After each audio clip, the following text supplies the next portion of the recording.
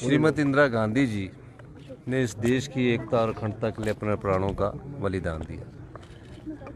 वो इस देश की प्रधानमंत्री थी और पहली प्रधानमंत्री थी जिन्होंने फैसले लेकर इस देश को एकजुटता में रोकर रखा। श्रीमती इंदिरा गांधी जी ने बैंकों का राष्ट्रीयकरण किया। श्रीमती इंदिरा गांधी जी ने जो बड़े बड़े जमींदार थे उस संबंध में कानून लाया, और जब उनकी हत्या हुई तो वो देश की पहली प्रधानमंत्री थी जिन्होंने इस देश की एकता और अखंडता के लिए अपने प्राणों का बलिदान दिया।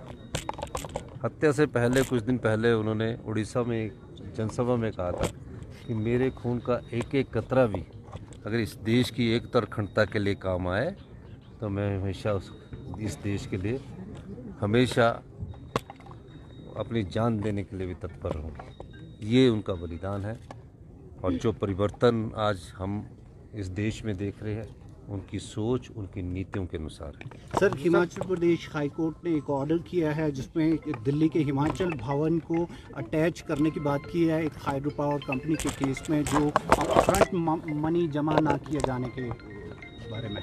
नहीं, मैंने अभी हाई कोर्ट का जो आदेश है उसको मैंने पढ़ा नहीं है। इट्स ओपन सर, लेकिन सब जगह।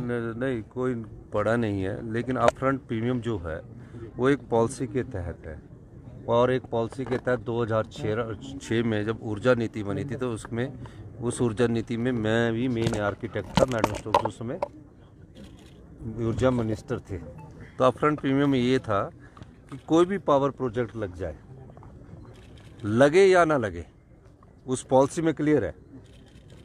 हमने अब एक रिजर्व प्राइस पर मेगावाट जैसे 10 लाख रिजर्व प्राइस रखा था, उस पर उन कंपनियों ने बोली थी। उस अपफ्रंट के मामले में आर्बिट्रेशन से कोई फैसला आया। अब आर्बिट्रेशन के भी कई ऐसे फैसले आ रहे हैं जो बड़े चिंताजनक है, कानून की अनदेखी हो रही है। उसके खिलाफ हाई कोर्ट हमारी सरकार गई, और सरकार ने उसमें जो 64 करोड़ रुपये आर्बिट्रेशन का था वो जमा कराना था। उसके बारे में मैंने अभी जानकारी प्राप्त की है। मैंने कहा है कि आप मुझे बताइए क्योंकि, और इस प्रकार के आदेश अगर आए तो उसके बारे में हम अध्ययन करेंगे।